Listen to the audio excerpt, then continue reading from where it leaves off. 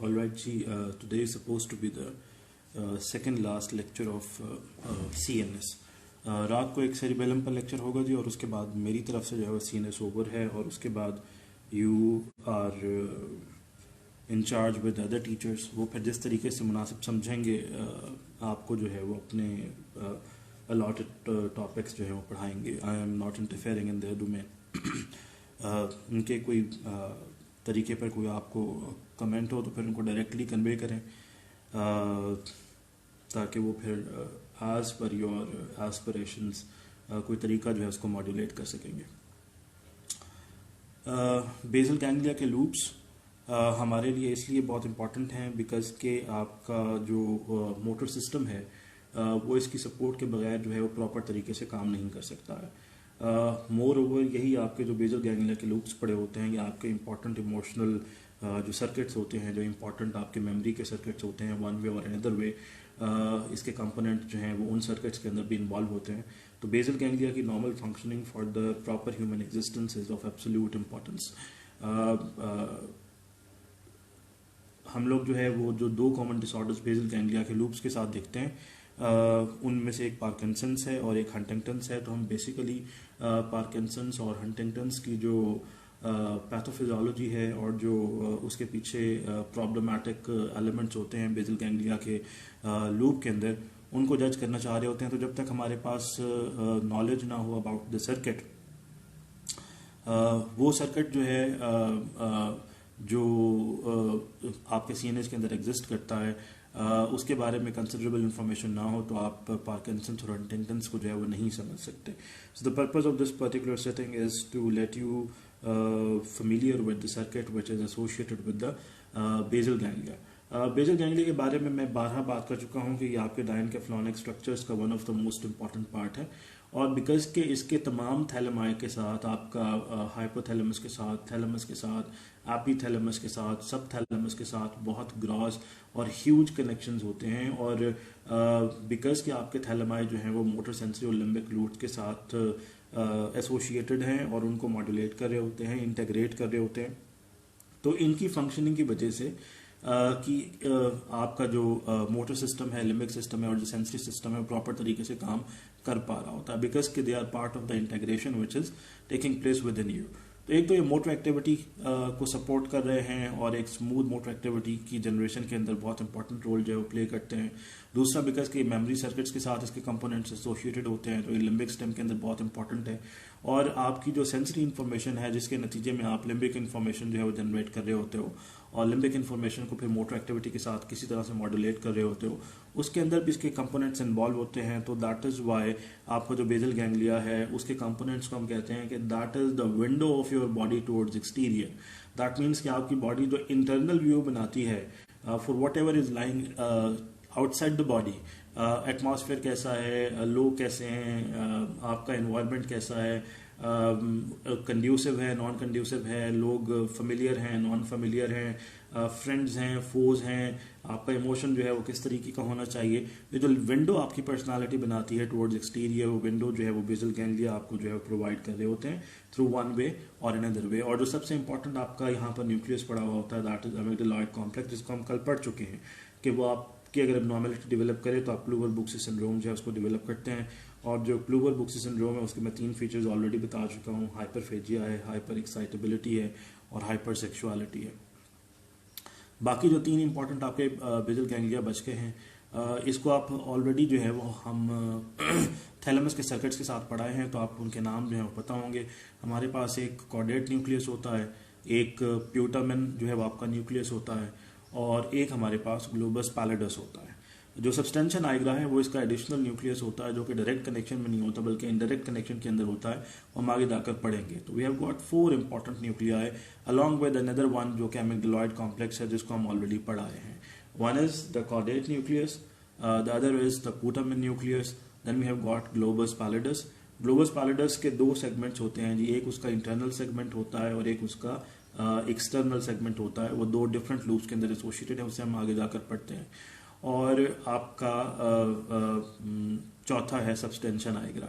अगर कुछ anatomical terms के साथ हम जो है फेमिलियर हो जाएं, बिकॉज के भी आपने न्यूरो एनाटॉमी नहीं पढ़ी, तो कॉर्डेट और पुटामेन को कंबाइन टुगेदर नियोस्ट्राइटम कहा जाता है। तो जब भी हम बेसल गैंग्लिया की लूप के अंदर जो है वो नियोस्ट्राइटम की बात करते हैं तो we are referring to two nuclei combine together, because के फिजियोलॉजिकली उनका फंक्शन एक ही होता है, वो मिलकर काम कर रहे होते हैं। दैट इज वाई फिजियोलॉजिकली हम इसको एक सिंगल न्यूक्लियस के तौर पर मानते हैं, इसको हम कहते हैं नियोस्ट्राइटम। और ग्लोबस पैलिडस और जो आपका ऐड हो जाए अगर कॉर्डेट और पुटामेन के साथ along with the internal capsule जो है वो आपका एक थिन बैंड होता है जो कि कॉर्पस कलोजम की साइड से गुजर रहा होता है, और उसी में से तमाम सेंसरी लिम्बिक और जो आपकी मोटर इन्फॉर्मेशन होती है या तो वो नीचे से ऊपर की तरफ कॉर्टेक्स की तरफ मूव कर रही होती है या फिर ऊपर से नीचे की तरफ आ रही होती है। तो आप इसको as a small passage consider कर लें जिसमें से अल्टीमेटली आपने तमाम इन्फॉर्मेशन को गुजारना है। तो कॉर्डेट और पुटामेन कंबाइन टुगेदर नियोस्ट्राइटम कहलाते हैं। अगर नियोस्ट्राइटम के साथ हम ग्लोबस पैलिडस भी ऐड कर दें और इंटरनल कैप्सूल भी ऐड कर दें, बिकॉज कि अल्टीमेटली एक लूप में कंबाइन टुगेदर होते हैं, तो इसको कॉर्पस स्ट्राइटम बोला जाता है। Neostriatum was combination of two things, caudate and putamen, जबकि corpus striatum is the combination of four things, caudate putamen along with the globus pallidus and along with the internal capsule। और अगर globus pallidus और putamen को मैं combine together कर लूँ, ये एक और लूप के अंदर एक ही फंक्शन परफॉर्म कर रहे होते हैं, तो इसको आप लेंटिफॉर्म न्यूक्लियस कहते हैं। तो ये 3-4 इंपॉर्टेंट टर्मिनोलॉजीज हैं जो कि एनाटॉमिकल ग्राउंड्स के ऊपर मौजूद होती हैं, लेकिन आपको फिजियोलॉजिकली इनका पता होना चाहिए कि जब हम ये नाम ले रहे हैं तो इसका मकसद क्या है। So we have got 5 important basal ganglia. We have got globus pallidus, putamen, we have got caudate, we have got substantia nigra, and we have got amygdaloid complex. Amygdaloid complex आपका पैपेज सर्किट के साथ और emotional loops के अंदर ज़्यादा important होता है। उसको हम ऑलरेडी जो है वो पीछे हाइपोथैलेमस के साथ पढ़ाए हैं और मेमोरी के साथ पढ़ेंगे जब भी कोई आपको मेमोरी पढ़ाएगा। तो कॉडेट और पुटामेन कंबाइन टुगेदर नियोस्ट्राइटम कहलाते हैं। नियोस्ट्राइटम के साथ अगर मैं इंटरनल कैप्सूल और ग्लोबस पैलिडस को ऐड कर दूं तो ये कॉर्पस स्ट्राइटम बन जाएगा, और ग्लोबस पैलिडस के साथ अगर मैं पुटामेन जो है वो ऐड कर दूं फॉर फिजियोलॉजिकल फंक्शनिंग तो इसको कंबाइन टुगेदर आप लेंटिफॉर्म न्यूक्लियस बोलते हैं। बेसिकली आपका जो हम लूप की बात करते हैं, डायरेक्ट या indirect loop of basal ganglia, ये आपका कॉर्टिकोस्पाइनल ट्रैक्ट के साथ जो है वो इसका कॉम्बिनेशन है, और ये one of the most important cortical loops है। कॉर्टिकल लूप्स मीन्स कि ये कॉर्टेक्स से उठा है वापस घूम फिर के कॉर्टेक्स तक पहुंच गया है by linking several things of the diencephalon and telencephalon combine together.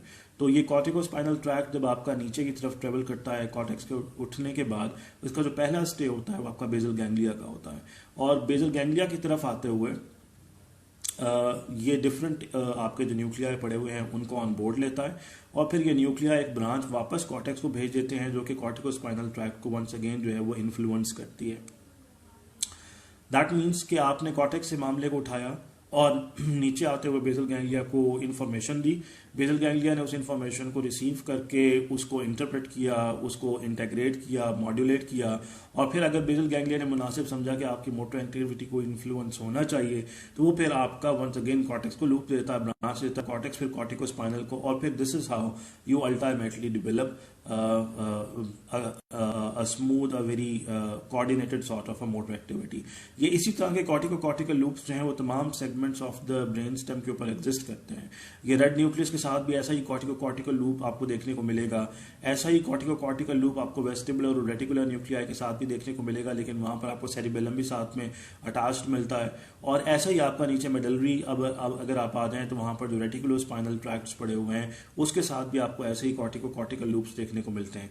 ये जो कॉर्टिकल लूप्स होते हैं इनका बेसिक काम कॉर्टिकोस्पाइनल ट्रैक्ट को आपके different components of brain stem के साथ कनेक्ट करना होता है, और फिर वो directly and indirectly once again आपके जो कॉर्टेक्स है उसको इन्फ्लुएंस करते हैं। और कॉर्टेक्स को इन्फ्लुएंस करने का मतलब ये है कि जी आपने वंस अगेन कॉर्टिकोस्पाइनल ट्रैक्ट को जो है वो इन्फ्लुएंस कर दिया है, और कॉर्टिकोस्पाइनल ट्रैक्ट को इन्फ्लुएंस करने का मतलब ये है कि आपने मोटर एक्टिविटी को इन्फ्लुएंस किया है। तो जो भी मोटर एक्टिविटी आपकी हो रही होती है वो under the effect of all these particular cortical loops हो रही होती है, जिसमें से one of the most important loops ये आपके जो है वो बेसल गैंग्लिया के एसोसिएटेड है।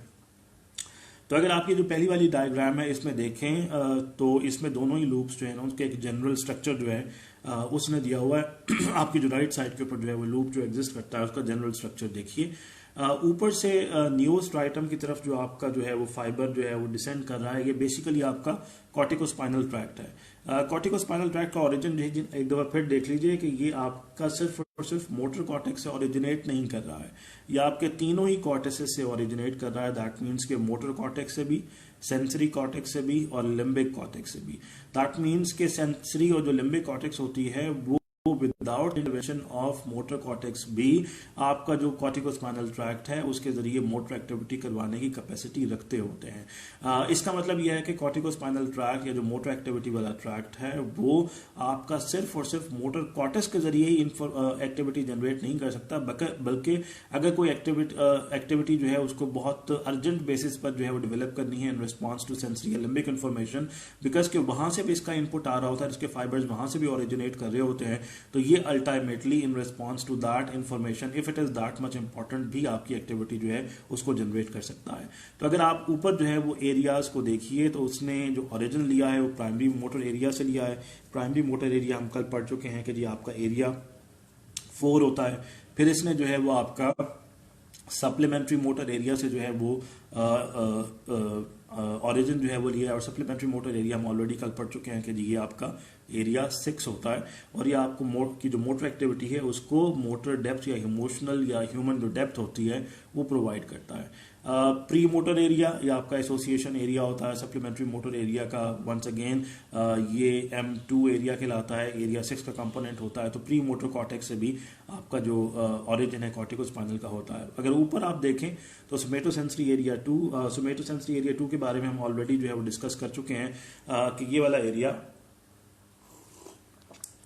आपका जो है वो सेंसरी इंफॉर्मेशन जो आ रही होती है उसकी एक्चुअल डेप्थ देता है कि जो आपने महसूस किया है उसके अंदर जो कॉम्प्लेक्सिटी है, कौन से एरिया के ऊपर आपने महसूस किया है, कितनी कैपेसिटी में महसूस किया है, किस फ्रीक्वेंसी से कोई सेंसरी स्टिमुलस आ रहा है, उसका शेड क्या है, उसकी इंटेंसिटी क्या है, उसकी वजह से आप क्या इमोशन डेवलप कर रहे हैं, कंफर्ट है, डिस्कंफर्ट है, प्लेजर है, डिसप्लेजर है, हैप्पीनेस है, रेज है, वट एवर इट इज। तो जो कॉम्प्लेक्सिटी आप डेवलप करते हैं सेंसरी इंफॉर्मेशन के अंदर वो आप सोमेटोसेंसरी एरिया 2 से जो है वो डेवलप कर रहे होते हैं। और प्री फ्रंटल कॉर्टेक्स अभी हम बार बार देखा है कि ये आपका मेमोरी सर्किट के अंदर इन्वॉल्व है।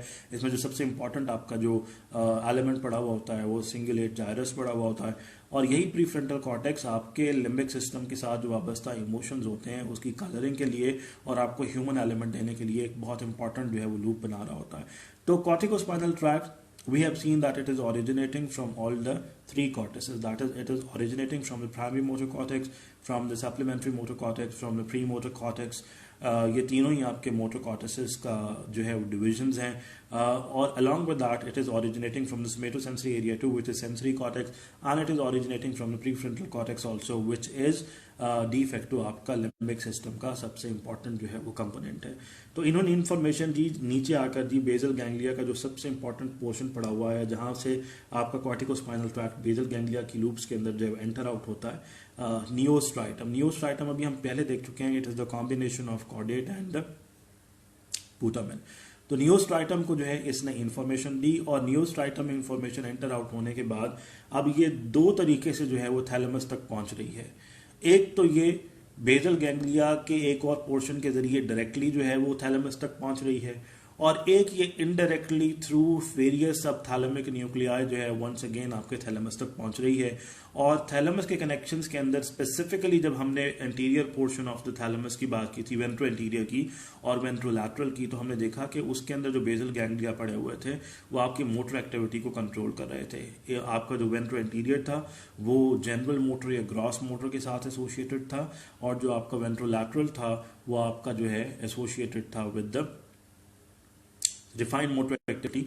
और जो लिम्बिक साइड के ऊपर आपके जो है मीडियो डॉर्सल न्यूक्लियाई पड़े हुए थे वो भी आपकी लिम्बिक कॉर्टेक्स को इन्फॉर्मेशन देते हुए मोटर एक्टिविटी को जो है वो कंट्रोल कर रहे थे।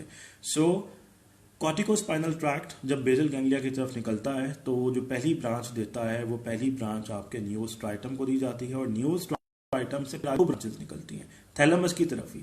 एक डायरेक्टली वो बेजल गैंग्लिया के जरिए थैलेमस तक पहुंच जाता है, और एक इनडायरेक्टली जो है वो आप पहुंचाते हैं उसको सब थैलेमिक न्यूक्लियस के जरिए थैलेमस तक। एक इसमें से जो लूप है that is stimulatory to thalamus. और अगर आप थैलेमस को स्टिमुलेट कर दीजिएगा तो आपकी जो मोटर एक्टिविटी है वो सपोर्ट हो जाएगी, आप उसे फर्दर जो है वो सपोर्ट जो है वो प्रोवाइड कर देंगे। और अगर आप इनडायरेक्टली पहुंचेंगे थैलेमस की तरफ थ्रू सब थैलेमिक न्यूक्लियाई, तो उस इन्फ्लुएंस की वजह से आप बेसिकली थैलेमस को इनहिबिट कर रहे होते हैं। और अगर थैलेमस इनहिबिट हो जाता है तो फिर वो इनहिबिटरी जो है वो आपका इन्फ्लुएंस जो है वो कॉर्टेक्स को जो है वो प्रोवाइड करता है, और as a result of that motor activity को जो है वो डैम्पन आउट किया जाता है। तो as a result of that कि एक लूप स्टिमुलेटरी है और एक इनहिबिटरी है, आप जो मोटर एक्टिविटी है इन दोनों ही लूप्स को जो है वो स्टिमुलेट कराते हुए अल्टीमेटली जो है वो मोटर एक्टिविटी को जो है वो स्मूदन आउट कर रहे होते हैं, या उसको आपने स्मूथ आउट किया हुआ होता है कि जी आपकी एक्टिविटी एक स्पेसिफिक पैरामीटर से जो है वो बाहर ना निकल जाए। तो अगर मैं ऊपर वाली लूप की तरफ देखूं तो जो ऊपर वाला लूप है वो direct loop of basal ganglia कहलाता है, जो कि आपका नियोस्ट्राइटम से राइट साइड के ऊपर निकल रहा है। और जो नियोस्ट्राइटम से आपका नीचे की तरफ आ रहा है वो बेसिकली आपका indirect loop of basal ganglia है। तो जो ऊपर वाला लूप है जो कि डायरेक्टली आपके next portion of basal ganglia की तरफ निकल रहा है, that is known as the direct loop of basal ganglia. और जो उससे नीचे वाला लूप है जो कि सबथैलेमिक न्यूक्लियस की तरफ निकल रहा है, that is basically the indirect loop of basal ganglia. अब जरा इसके जो है वो पहले हम कंपोनेंट्स देख लें, डायरेक्ट लूप की तरफ आते हैं और फिर आप इसके न्यूरोट्रांसमीटर की रिलीज को देखिएगा। कॉर्टिकोस्पाइनल ट्रैक्ट देखिए जो न्यूरोट्रांसमीटर रिलीज कर रहा है नियोस्ट्राइटम के ऊपर, दैट इज ग्लूटामेट। और हम ऑलरेडी जानते हैं कि glutamate is one of the excitatory neurotransmitter. That means कि अगर यहाँ पर सिनाप्स के ऊपर नियोस्ट्राइटम और कॉर्टिकोस्पाइनल के सिनाप्स के ऊपर आपने ग्लूटामेट को रिलीज किया है तो आपका जो नियोस्ट्राइटम है वो स्टिमुलेट हो रहा है। और अगर आपका नियोस्ट्राइटम स्टिमुलेट हो रहा है तो उससे निकलने वाला जो आपका न्यूरोट्रांसमीटर होगा उसकी प्रोडक्टिविटी को आप इन्हांस कर रहे हैं। तो यहां से आपने एक पॉजिटिव न्यूरोट्रांसमीटर जो है वो रिलीज किया है और नियोस्ट्राइटम ने अपनी प्रोडक्शन ऑफ द न्यूरोट्रांसमीटर को इंक्रीज कर दिया है।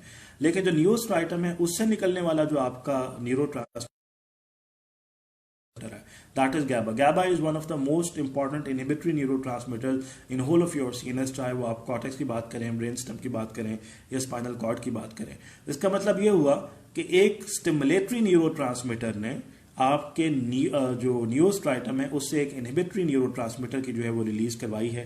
दैट मीन्स अगर आपने यहां से इसके रिलीज को इंक्रीज कर दिया है तो जो अगला कंपोनेंट इसके साथ कनेक्टेड पड़ा हुआ होगा वो अल्टीमेटली अगला component under the effect of GABA जो है वो इनहिबिट हो जाएगा।